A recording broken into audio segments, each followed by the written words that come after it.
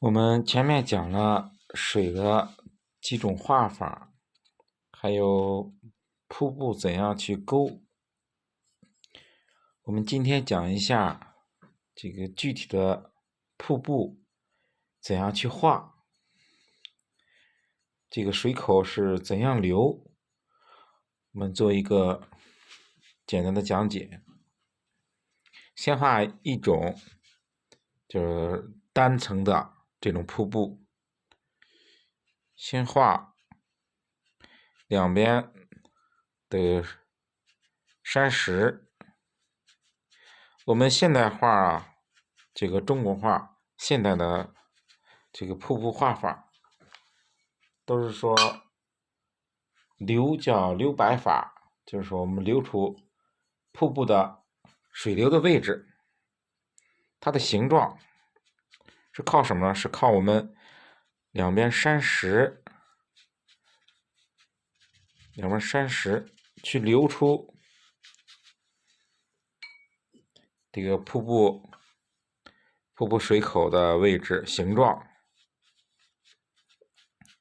我们画的时候也是简单的做一下示范，两边的山石让它虚下来，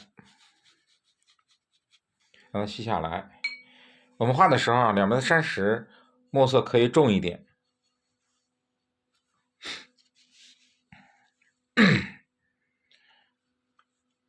先画两边的峭壁岩石，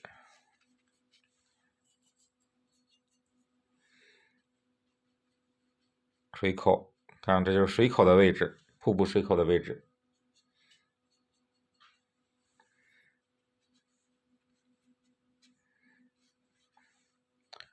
我们画的时候啊，我们靠近水的这个山石墨色可以略微重一点，也是画的时候我们下面的部分也画我们山的下边的墨色要淡下来。这就是看我们这是留的瀑布的水口的位置。水是从哪来？我们一定要把这个瀑布安排在低于主峰的位置，一定要安排在低于主峰的位置，然后是两座山的中间，这样不要有那种没有源头，要把瀑布的来龙去脉，水的源头在哪儿，我们要表现出来。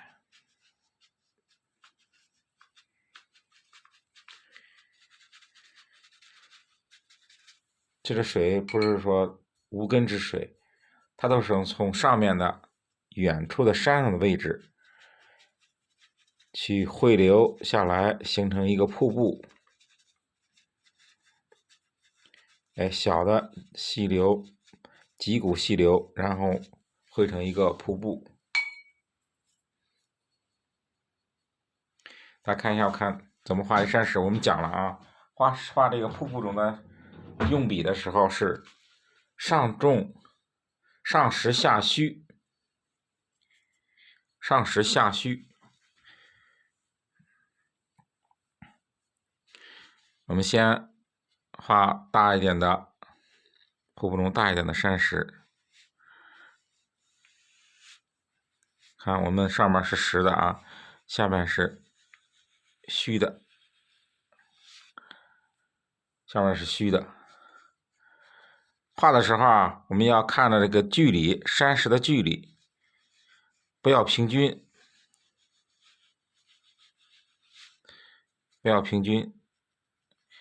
有浓的，有淡的，然后下边虚下来。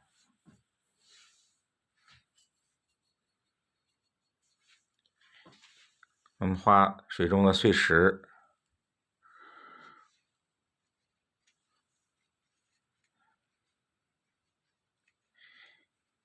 一定要有变化。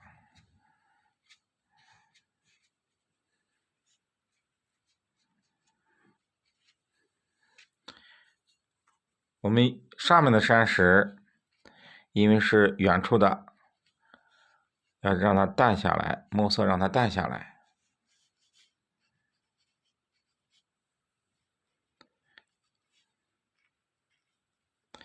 大小落差，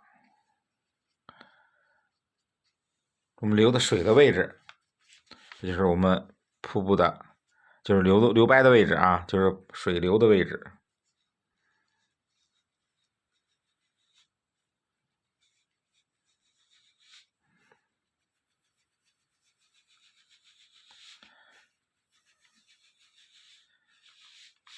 下面呢，用淡墨、淡墨这种淡的墨、干笔，去怎样啊？去刷染一下我们瀑布的下端。为什么要刷染呢？这样我们染色的时候，可以把这个地方啊打湿。打湿以后，这种水汽就是下边瀑布从上面流下来溅的那种水汽，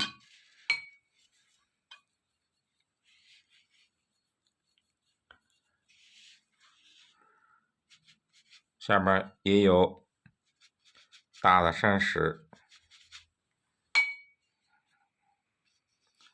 我们为了是画这个瀑布啊，我们可以把山石画的略微简单点，略微简单一点。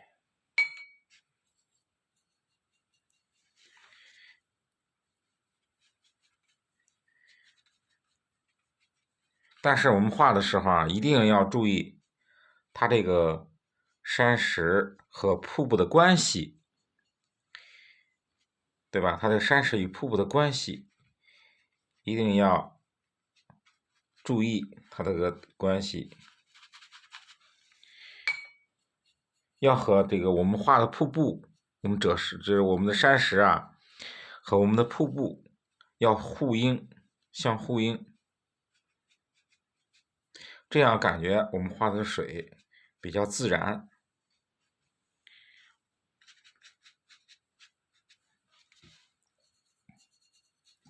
在下边的瀑布也是画的时候上实下虚，就这样的啊，上实下虚。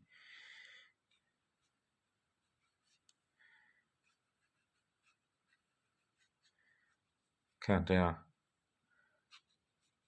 可以近处这我们可以多一点这个层次落差，它这个水的落差变化可以多一点。用笔啊，一定要略干，这样才能表现水的这种变化，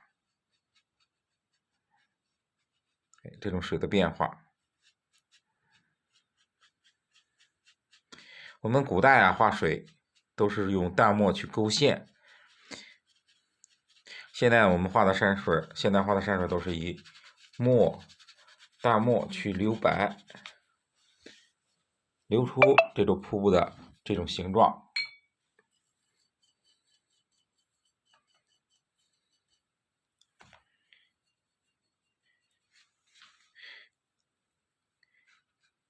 可以小的灌木，小的灌木。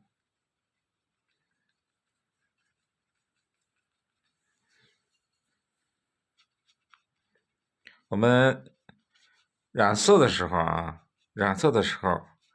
我们可以把我们这个画的水的位置，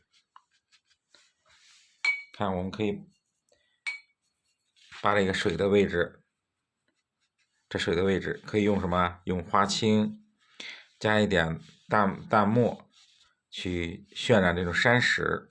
渲染山石的时候，一定要把我们水留白的位置，这是水流的位置，要留出来。用我们的颜色去分染一下，我们可以把这个靠近水的位置两边的山石可以墨色渲染的重一点。为什么呢？大家看一下，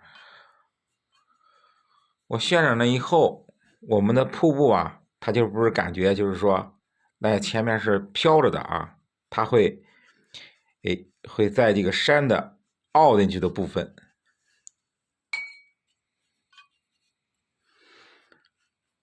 会凹进部分，就是把水啊就凹到这个那些山凹里边。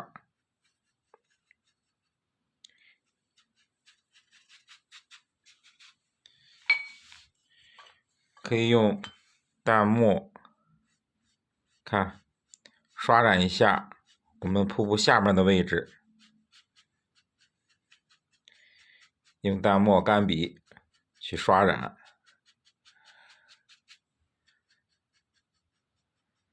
看这种瀑布从上而下一泻，就是一泻千里的感觉，然后落到下边，它有个水汽、水蒸气。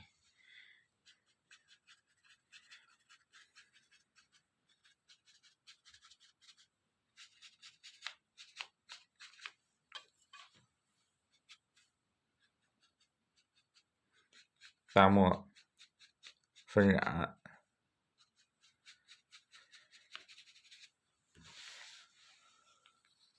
这就是我们这个瀑布的山石怎样去处理，中间我们瀑布的中间的小碎石怎么样去处理，我简单的给大家做了一个示范。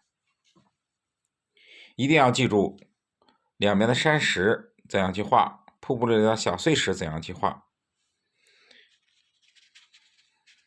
一定要让它这个瀑布流的这个方向，我们山石流的位置一定要相呼应，一定要统一。